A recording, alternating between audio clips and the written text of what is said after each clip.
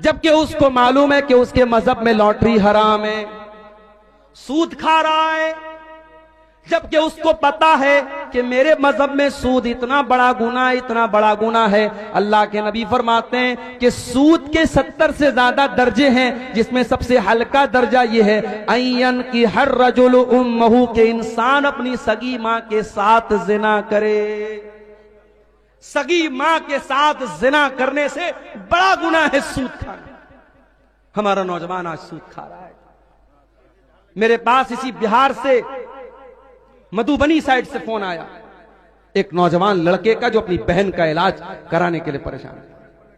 उसने कहा मौलाना साहब मेरी बहन बहुत बीमार है, इलाज कराना चाहता हूं, कुछ मदद कर दीजिए। मैंने कहा मेरे भाई मैं तो तुम्हारे गांव में गया हूं, बड़े पैसे वाले लोग हैं तुम्हारे गांव में, तो अपने गांव के किसी आदमी से कहो कर्जा ले लो, मदद मांग लो, कर्जा ले लो। उसने कहा मौलाना साहब मेरे गांव में बहुत मुसलमान पैसे वाले हैं, मुझको कर्जा भी देने को तैयार हैं, मगर मैं कर्जा लेने को तैयार नहीं हूं। मैंने कहा क्यों? उसने कहा वो कर्जा जो मुझको देंगे, अगर 1 लाख देंगे तो उनको 1,10,000 चाहिए, वो 1 लाख देंगे तो उनको 1,20,000 चाहिए, वो कर्जा देंगे तो ब्याज पर देंगे, सूद पर देंगे, और मैं सूद देना नहीं चाहता। ये हालात आज मुसलमान कौम के हैं, जिनके मजहब में यह सिखाया गया कि कर्जा के ऊपर कोई प्रॉफिट नहीं कमा सकते। अगर आप किसी को 100 रुपया कर्जा देते हैं और ये तय करके देते हैं कि वो 100 का 110 देगा, हराम है, वो 10 रुपया ब्याज है, सूद है, इंटरेस्ट है। अगर आप किसी को 100 रुपया कर्जा देते हैं और ये तय करके देते हैं कि वो 100 रुपया कर्जा आपको लौटाएगा और साथ में आपको चाय पिलाएगा, तो वो चाय भी आपके लिए क्या हो रहा है भाई? काहे डिस्टर्ब कर रहे हो? फोड़ दो ना सारे गुब्बारे एक साथ फोड़ दो, बार बार क्यों डिस्टर्ब कर रहे हो? अगर 100 रुपया आपने किसी को कर्जा दिया और उस 100 रुपये के कर्जे पर अगर आपने सामने वाले से चाय भी अगर मांग ली, तो ये चाय भी आपके लिए हराम है। मसला नोट करो, कर्जे पर आप प्रॉफिट नहीं कमा सकते। प्रॉफिट कमाना है, बिजनेस करो, पार्टनरशिप करो, पैसा लगा के। कर्जा दिया है, कर्जा मदद के लिए दिया जाता है, कर्जा कमाने के लिए दिया जाता है। इस्लाम में कर्जे के ऊपर आप प्रॉफिट नहीं कमा सकते। इमाम अबू हनीफा रहमतुल्लाह अलैह बहुत बड़े इमाम गुजरे हैं। उन्होंने एक आदमी को कर्जा दिया, एक टर्म तय हो गई कि 6 महीने में वो कर्जा लौटा देगा। 6 महीना गुजर गया, वो कर्जा नहीं लौटा रहा है। वो टेलीफोन का जमाना नहीं था, मोबाइल का जमाना नहीं था, वरना आज तो लोग व्हाट्सएप कर दे, कॉल कर दे कि भाई मेरा पैसा लौटा दो। इमाम साहब उस कर्जदार के घर गए अपना पैसा मांगने के लिए, अपना पैसा लेने के लिए। इमाम साहब उस आदमी के दरवाजे पर गए। गर्मी का मौसम है, धूप निकली हुई है और उस इंसान के आंगन में, उसके घर के आंगन में एक पेड़ है, एक दरख्त है। इमाम साहब दरवाजे पर खड़े हैं। वो इंसान दरवाजा खोलता है, देखता है कि मेरे दौर के बहुत बड़े इमाम अबू हनीफा रहमतुल्लाह अलैह मेरे दरवाजे पर खड़े हैं, मुझसे कर्जा मांगने के लिए आए हैं। मुझे जो कर्जा दिया तो वापस मांगने के लिए आए हैं। उसने कहा इमाम साहब बहुत धूप है, आप बाहर क्यों खड़े हैं? आप मेरे घर के अंदर तशरीफ लाइए और इस पेड़ के साए में आकर के, इसकी छाया में आकर के आप ठंडक हासिल कर लीजिए। ओ लोगो, तुम तो हलाल और हराम की परवाह भी नहीं करते, तुम तो सूद और ब्याज की परवाह भी नहीं करते। तुम्हारे असलाफ कैसे थे, जरा गौर करो। इमाम अबू हनीफा रहमतुल्लाह अलैह जवाब देते हैं कि ऐ मेरे भाई, मैंने तुमको कर्जा दिया है और मैं अपना कर्जा वापस मांगने आया हूं। अगर मैं तुम्हारे घर के आंगन में लगे इस पेड़ की छाया भी हासिल कर लूंगा, तो मुझे डर है इस बात का कि कहीं ये भी इंटरेस्ट में शामिल न हो जाए, कहीं ये भी ब्याज में शामिल न हो जाए। मुझे इस बात का डर है कि मैं चूंकि तुमको कर्जा दिया है, ऐसे आया होता, मेहमान के तौर पे आया होता, तुम्हारे घर बैठ के 1 गिलास पानी भी पी लेता, मगर मैं कर्जा मांगने आया हूं अपना कर्जा वापस मांगने आया हूं, और अगर आज मैं तुम्हारे पेड़ के नीचे मैंने छाया हासिल कर ली तो मुझे इस बात का डर है कि कहीं ये भी हराम ना हो जाए, ये भी सूद में शामिल ना हो जाए।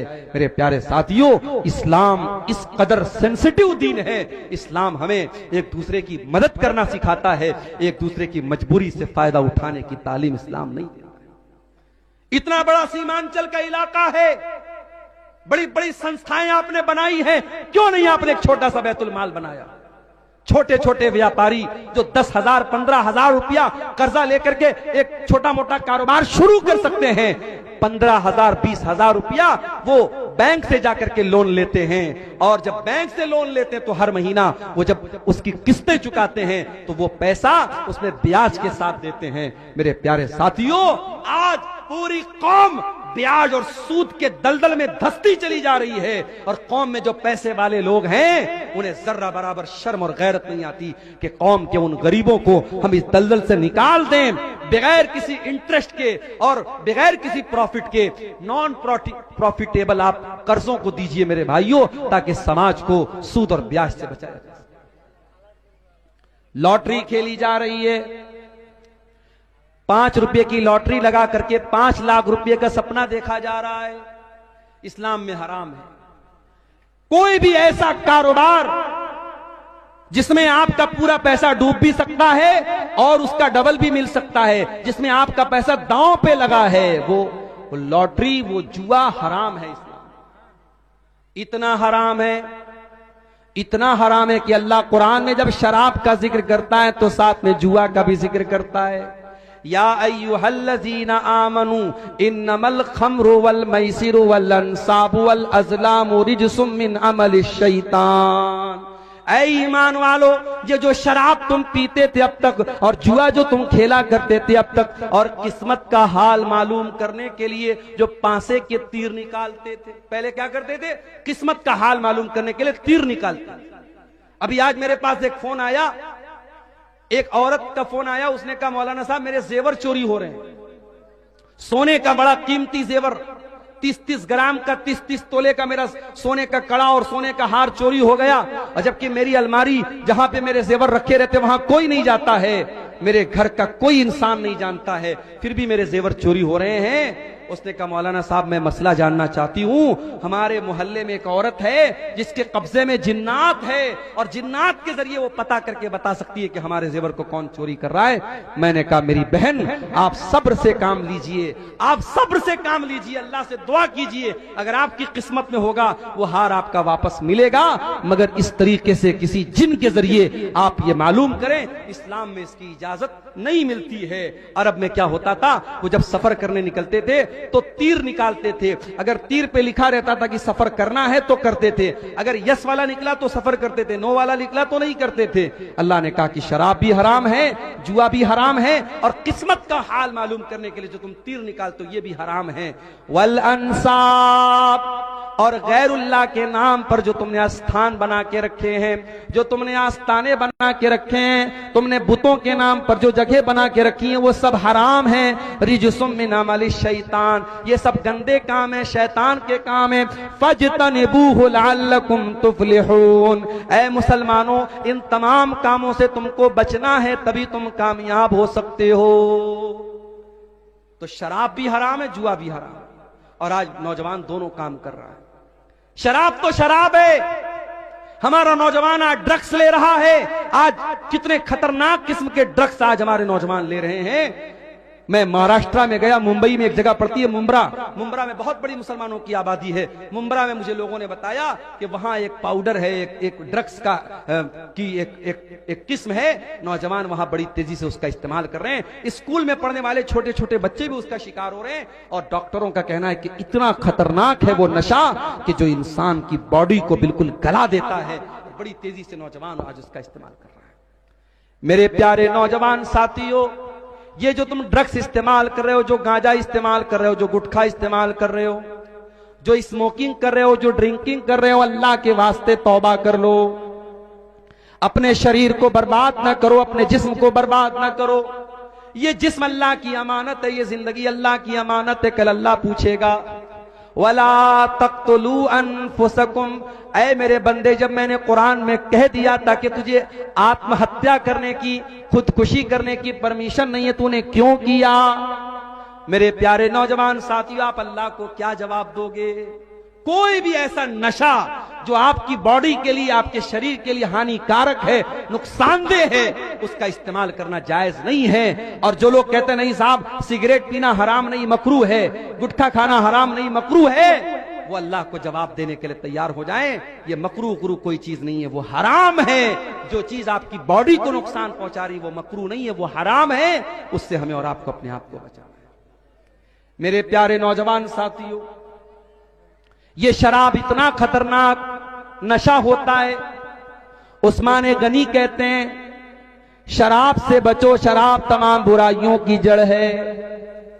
फिर उस्मान गनी एक वाकया बयान करते हैं कि तुमसे पहले के दौर में एक आदमी बहुत नेक इंसान था और उस दौर की एक बदचलन औरत ने उसको फंसाने की प्लानिंग की। अपनी एक लौंडी को भेजा। वो लौंडी आती और कहती है मेरी मलका ने आपको बुलाया है, कोई काम है, कोई मसला है। वो आदमी नेक इंसान था, अल्लाह का बंदा था, नेक बंदा था। उस नौकरानी के, उस लौंडी के पीछे पीछे चला गया। जब वो उस नेक इंसान को लेकर के जाती है, एक कमरे में जाकर के कमरा बंद कर देती है, उसके बाद अगले कमरे में जाकर के उसका भी दरवाजा बंद कर देती है। इस तरीके से 7 कमरों के अंदर जाने के बाद लास्ट कमरे में वो औरत मिलती है, जो एक बदचलन औरत है, जो एक फाहिशा औरत है, जिसका काम ज़िनाकारी बदकारी करना है, वो औरत है। उस औरत ने कहा कि मुझे कोई काम नहीं था, मैंने तुमको बुलाया है, तुम्हारे सामने 3 ऑप्शन है, या तो तुम मेरे साथ जिना करो, या वहीं पर शराब की एक बोतल रखी हुई थी, कहा कि इस शराब की बोतल में से एक प्याला शराब निकाल करके तुम पी जाओ, और तीसरा रास्ता, ये एक मासूम बच्चा है, तुम इसकी हत्या कर दो, कत्ल कर दो। इन 3 कामों में से कोई एक काम तुमको करना है। उस अल्लाह के नेक बंदे ने सोचा जिना करना तो बहुत बड़ा गुनाह है, मैं ये नहीं कर सकता। बच्चे की हत्या करना बहुत बड़ा गुनाह है, ये मैं नहीं कर सकता। शराब पीना तो हल्का गुनाह है, चलो मैं शराब पी लेता हूं। उसने बोतल में से एक प्याला शराब निकाल करके पी लिया। जब एक प्याला उसने शराब को पी लिया, नशा चढ़ा, उसने एक प्याला और निकाल करके पी लिया, यहां तक कि उसने पूरी बोतल को खाली कर दिया। और जब पूरी बोतल के शराब के नशे में वो गिरफ्तार हो गया, हजरत उस्मान गनी कहते हैं, अबू दाऊद की सही रिवायत है, नसई की सही रिवायत है, कि उस इंसान ने नशे की हालत में जिना भी किया और उस मासूम बच्चे की हत्या भी कर दी। आज कितने क्राइम हो रहे हैं नशे की हालत, कितनी बच्चियां अपने बाप की ज्यादती का शिकार हो रही। अभी कल की न्यूज है, अखबार में मैंने पढ़ा कि बाप नशा करके आता था और अपनी ही 10 साल की 12 साल की बच्ची के साथ काला करतूत करता था। नशा वो खतरनाक चीज है मेरे भाई, जिसने बाप की और बेटी की सीमाओं को भी खत्म कर दिया, जिसने मर्यादाओं को खत्म कर दिया, जिसने भुला दिया कि बाप अपनी बेटी को किस नजर से देख रहा है। इसलिए मेरे अजीजों, अपने आप को नशे से बचाओ, अपने समाज को नशे से बचाओ। बिहार सरकार आज नशे के खिलाफ अभियान चलाती है। कोई जाके कह दे नीतीश कुमार जी से, कोई जाके कह दे बिहार सरकार से कि तुमने आज नशे के खिलाफ अभियान छेड़ा है, तुमने नशे के ऊपर आज रोक लगाई है। मोहम्मद रसूलुल्लाह सल्लल्लाहु अलैहि वसल्लम 1400 साल पहले नशे पर रोक लगाई है। आज की सरकारों को नशे पर रोक लगाने के लिए एडवर्टीजमेंट करना पड़ता है, विज्ञापन करना पड़ता है, अखबार में देना पड़ता है, रेडियो पर देना पड़ता है, टीवी पर देना पड़ता है। मेरे नबी ने कोई विज्ञापन नहीं किया, कोई एडवर्टीजमेंट नहीं किया, कोई प्रचार नहीं किया। मेरे नबी ने कुरान की आयत पढ़ के सुना दी। अल्लाह ईमान वालों से कह रहा है कि ऐ ईमान वालों, शराब हराम है, फहल अंतुम मुंतहून।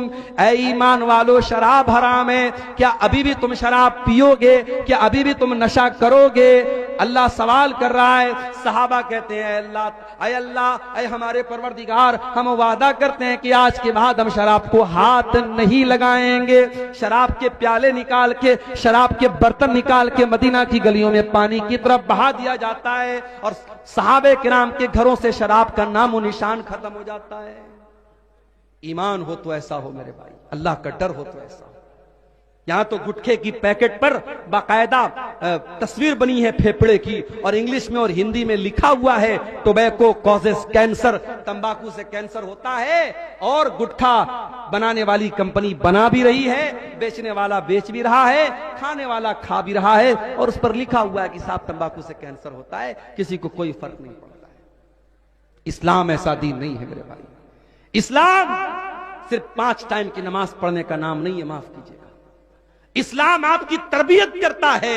अगर आप एक सच्चे मुसलमान हैं तो आपका कैरेक्टर कैसा है, आपका किरदार कैसा है, आप अपनी बीवी के लिए शौहर कैसे हैं, आप अपने बच्चों के लिए बाप कैसे हैं, आप समाज के लिए इंसान कैसे हैं, इस्लाम ये सारी चीजें भी तय करता है। अगर आप नमाजी तो बन गए मगर अपनी बीवी के लिए अच्छे शौहर नहीं है, अपने बच्चों के लिए अच्छे बाप नहीं है, अपने पड़ोसी के लिए अच्छे पड़ोसी नहीं है, आपकी जात से समाज को तकलीफ पहुंच रही है, आपकी जात से पड़ोसी को तकलीफ पहुंच रही है, आप लोगों का जीना हराम कर रहे हैं, तो माफ कीजिएगा, ये इस्लाम की तालीम नहीं है, ये मोहम्मद रसूलुल्लाह की तालीम नहीं है। मेरे नौजवान साथियों, आज इन चीजों का जायजा लेने की जरूरत है। अपनी माओ बहनों से भी कहना चाहूंगा, अपनी जिम्मेदारियों को समझो। आज मुसलमान औरत दुनिया के लिए बहुत बड़ा चैलेंज बन चुकी है। डॉक्टर जाकिर नायक साहब हमारे पड़ोसी मुल्क में गए, एक न्यूज एंकर ने जो उनसे बातचीत कर रही थी, बेपर्दा उनके सामने बैठी हुई थी। डॉक्टर जाकिर नायक साहब ने कहा कि अगर कोई खूबसूरत औरत मेकअप करके, सज संवर करके किसी मर्द के सामने आधा घंटा बैठी है और मर्द के दिल में कोई हलचल नहीं हो रही है, मर्द को कोई फर्क नहीं पड़ रहा है, तो उस मर्द को जाकर के अपना इलाज कराना चाहिए। इतना कह दिया डॉक्टर जाकिर नायक। हालांकि मैं एक बात और बोल दूंगा, डॉक्टर जाकिर नायक साहब जब से इंडिया से गए हैं, पहले यहां थे, अहले हदीस उलमा के साथ रहते थे। उनकी जो टीम थी उसमें ज्यादातर अहले हदीस उलमा थे। मौलाना सनाउल्लाह मदनी साहब, मौलाना शमीम फौजी साहब, आपके बिहार के शेख अशफाक सलफी साहब, और बहुत सारे अहले हदीस उलमा उनकी टीम में शामिल थे। उस वक्त डॉक्टर जाकिर नायक की जो सोच थी वो अलग थी, और अभी जो उनकी सोच सामने आ रही है उनके बयानात से, वो बहुत अलग हो चुकी है। अब वो अहले हदीसों को भी एक फिरका कहते हैं। उनसे पूछा जाता है कि आपके आइडियल कौन है, किसी एक भी अहले हदीस आलिम का नाम नहीं लेते, उन उलमा का नाम लेते हैं जिनके अकीदे में, मनहज में खराबी पाई जा रही है। इसलिए हमारे वो अहले हदीस नौजवान जो अब तक डॉक्टर जाकिर नायक को अहले हदीस समझते थे, मानते थे, वो होशियार हो जाएं। अब जब डॉक्टर जाकिर नायक खुद को भी अहले हदीस नहीं मानते हैं, तो हमें ये गलती करने की जरूरत नहीं है। उनके अच्छे काम का हम सपोर्ट करेंगे। गैर मुस्लिमों के दरमियान उन्होंने जो भी इस्लाम की तबलीग की है या कर रहे हैं, हम करेंगे, मगर आज के उनके बयानात ये बता रहे हैं कि बहुत फर्क आ चुका है, और इससे हमें और आपको एक सबक मिलता है। सीमांचल के इलाके में आप रहते हैं, अल्लाह का शुक्र अदा कीजिए। अगर आपके गांव में कोई एक भी मजार नहीं है, कब्र नहीं है, शिरक नहीं है, और हराम और बिदत का काम नहीं हो रहा है, अल्लाह का शुक्र अदा कीजिए। आपके बच्चे ऐसे माहौल में बड़े हो रहे हैं, वो शिरक होता हुआ नहीं देख रहे हैं, वो बिदत होता हुआ नहीं देख रहे हैं। माहौल का बहुत असर पड़ता है। आज मलेशिया में डॉक्टर जाकिर नायक साहब रहते हैं, और यहां की अहले हदीस जमात से जो उनका कनेक्शन टूटा है, उसका असर अब उनकी स्पीच पर, उनके बयान पे साफ नजर आता है। तो उन्होंने उस औरत से कहा कि अगर कोई मर्द मेकअप करने वाली लड़की के सामने आधा घंटा बैठा है और उसको कोई फर्क नहीं पड़ रहा है, तो उस मर्द को अपना इलाज करना चाहिए। अब साहब, हमारे पड़ोसी मुल्क की जो मीडिया है उसमें बवाल हो गया। डॉक्टर जाकिर नायक तो बड़ी गंदी सोच के इंसान हैं, और उन्होंने ऐसी बात कह दी, ये है वो है। हालांकि उन्होंने जो बात की 100% सच्ची बात। अल्लाह ताला ने सिस्टम ऐसा बनाया है, लड़की अगर बेपर्दा है और उसके सामने कोई मर्द है, तो वो मर्द उस दौर का सबसे बड़ा वली भी क्यों ना हो, अगर वो मर्द है तो उस बेपर्दा और बेहया लड़की को देखकर उसके दिल में फर्क तो आएगा, उसके दिल के अंदर हैजान आएगा। और इसीलिए अल्लाह के नबी सल्लल्लाहु अलैहि वसल्लम फरमाते हैं कि जब कोई मर्द किसी औरत के साथ अकेले में होता है तो तीसरा शैतान होता है। हमारे यहाँ लोग कहते नहीं साहब, भाभी को हम मां समझते हैं। देवर अपनी भाभी को बाइक पर बिठा के पूरे मार्केट की सैर करा रहा है, भाभी चिपक करके बैठी है देवर के साथ। बंद करो ये बेगैरती, तुम्हारी भाभी तुम्हारे लिए गैर महरम है और भाभी को कोई अधिकार नहीं पहुंचता कि वो देवर के साथ इस तरीके से चिपक करके बाइक पर सैर करे। जीजा के साथ साली घूम रही है, हमारे यहां लोगों ने जुमला बना लिया, साली आदि घरवाली। साली अपने जीजा के साथ गंदे गंदे मजाक कर रही है, बेहुदा मजाक कर रही है, जीजा भी मजे ले रहा है। हराम है, बेगैरती है मेरे प्यारे साथियों।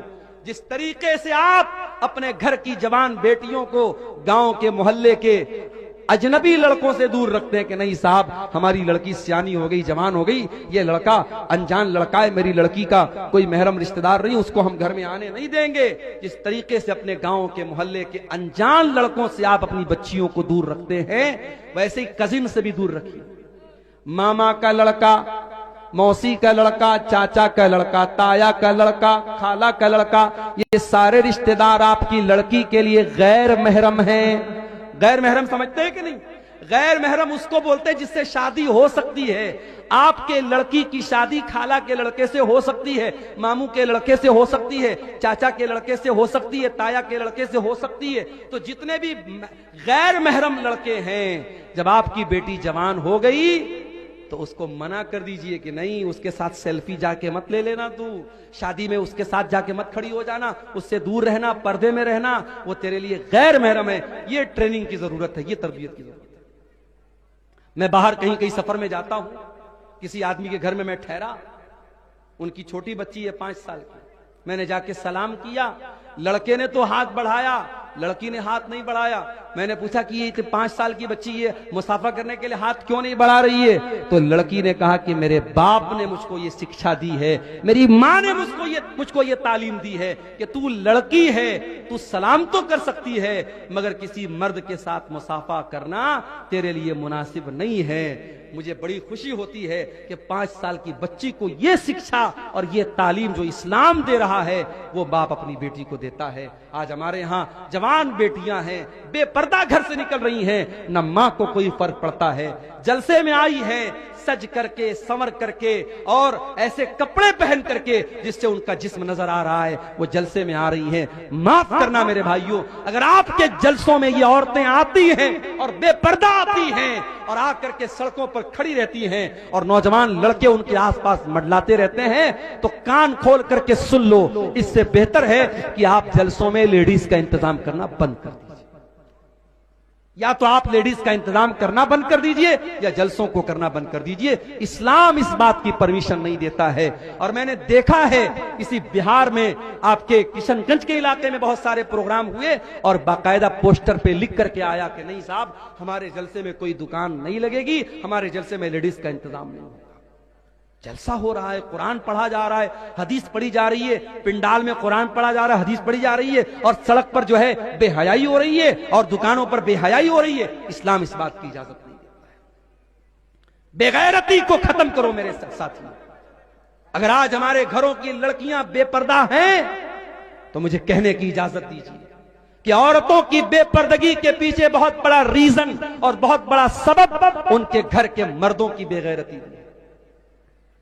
अकबर इलाहाबादी का शेर है ना, बेपर्दा नजर आई कल जो चंद बीबियां, अकबर जमी में गैरत कौमी से गड़ गया, पूछा जो उनसे आपका पर्दा वो क्या हुआ, कहने लगी कि अक्ल पे मर्दों के पड़ गया। आज औरतों का पर्दा मर्दों की अकल पर पड़ गया है मेरे प्यारे साथी। वो मर्द बेगैरत है जिसकी जवान बीवी, जवान बेटी, जवान बहन बेपर्दा होकर निकलती है और उसके माथे पर कोई बल नहीं पड़ता, उसके जिस्म पर और उसके दिल दिमाग पर कोई फर्क नहीं पड़ता, वो बेगैरत है। अल्लाह के प्यारे नबी फरमाते हैं सलासतुन ला यंजुरुल्लाहु अज़्ज़ा व जल्ल इलैहिम यौमल क़ियामा, 3 लोग ऐसे होंगे जिनकी तरफ अल्लाह ताला कयामत के दिन देखेगा भी नहीं, बातचीत भी नहीं करेगा।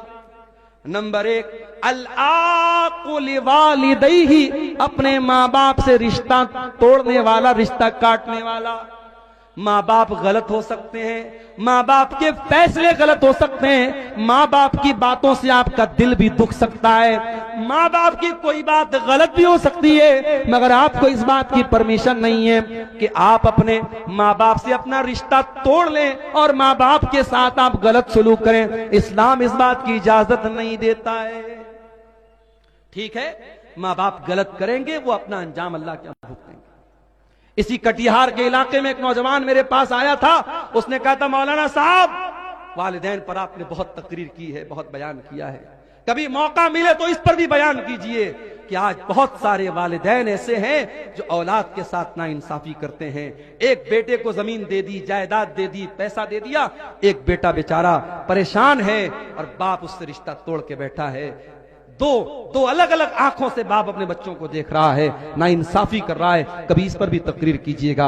और मुझे याद है, मैंने फेसबुक पर उस वक्त एक तहरीर लिखी थी और मैंने लिखा था कि समाज में सिर्फ ऐसा ही केस नहीं मिलता है कि माँ बाप की आंखों में औलाद की वजह से आंसू आते हो, समाज में ऐसा केस भी मिलता है जब औलाद की आंखों में माँ बाप की वजह से आंसू।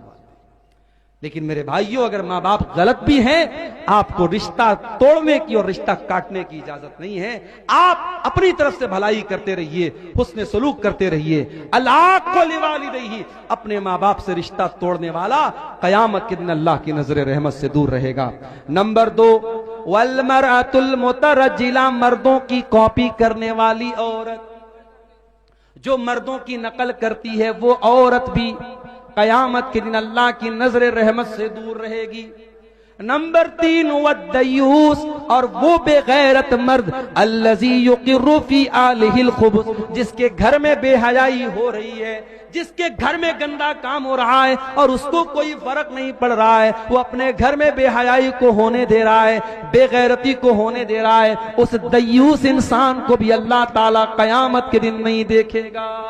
दयूस मत बनो मेरे भाइयों, दयूस मत बनाओ अपने परिवारों को, अपने घर की औरतों को इस्लामी पर्दे की तालीम दो, अपने घर में महरम और गैर महरम का फर्क रखो, और घर की औरतें जब घर से निकले तो इस बात का लिहाज रखो कि वो इस्लाम की शिक्षा और इस्लाम की तालीमात को फॉलो करते हुए घर से निकले।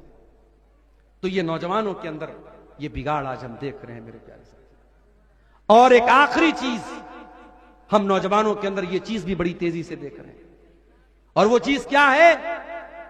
वो चीज है उलमा से दूर होना।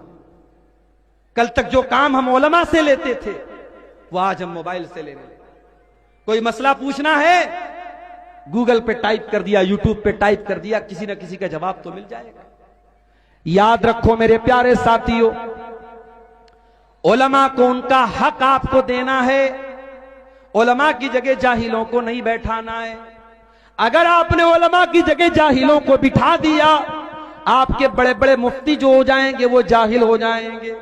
उलमा के जाने के बाद और उलमा के खत्म हो जाने के बाद आपके गांव के जो सरपंच बनेंगे वो जाहिल होंगे, आपके फैसले जो करेंगे वो जाहिल होंगे, आपकी मस्जिद पर खुतबा देने वाले जाहिल होंगे, आपके मदरसों में शेखुल हदीस बन जाने वाले जाहिल हो जाएंगे, अगर आपने उलमा को उनका हक नहीं दिया।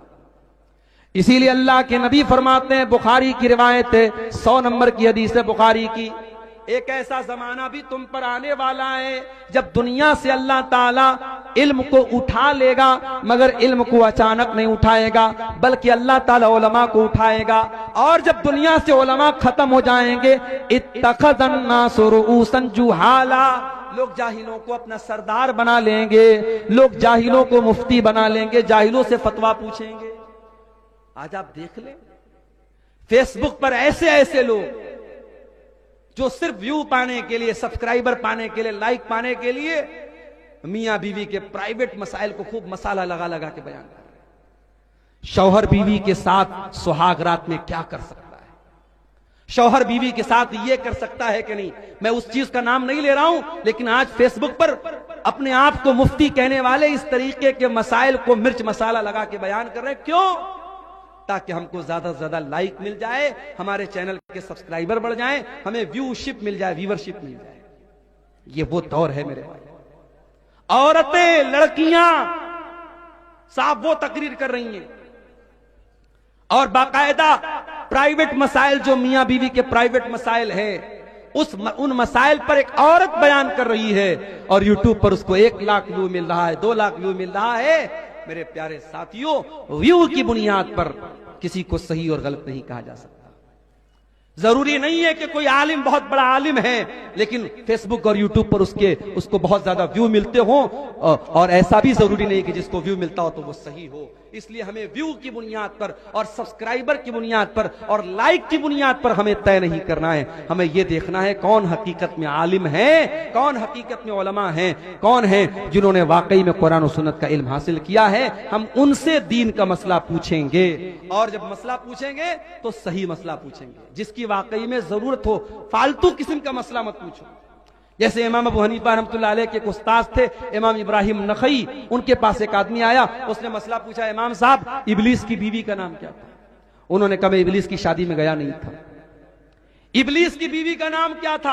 आदम अलैहिस्सलाम ने जिस पेड़ के करीब जाने से अल्लाह ताला ने मना किया था वो कौन सा पेड़ था? इस किस्म के फजूल सवालात आप मत कीजिए, उलमा से सवाल कीजिए, वो सवाल जो हकीकत में रियल में होता है और जिसका ताल्लुक आपकी जिंदगी से, मौत से, आखिरत से होता है। उन मसाइल को मेरे प्यारे साथी उलमा से पूछिए। और अल्लाह के प्यारे नबी फरमाते हैं इन्नमा शिफाउल अस्सुआल, कि अगर आपको मसले की जानकारी नहीं है, दीन के बारे में मालूमात नहीं है, तो उसका इलाज मनमानी करना नहीं है, उसका इलाज उलमा से पूछना है। तो ये काम आप उलमा से कीजिए। आप इंटरनेट और मोबाइल का गलत इस्तेमाल मत कीजिए। हाँ, मोबाइल पर बहुत सारे मुस्तनद उलमा के भी बयानात आते हैं, आप बयानात को सुनिए, उनके मसाइल को सुनिए, मगर रियल में जब मसला पूछना हो तो आप किसी ऑथेंटिक आलिम से, मुस्तनद आलिम से सवालात कीजिए। नौजवानों की इस्लाह के ताल्लुक से ये चंद बातें मैंने आपके सामने रखी हैं। अल्लाह से हम दुआ करते हैं रब्बुल आलमीन हमारे वो नौजवान भाई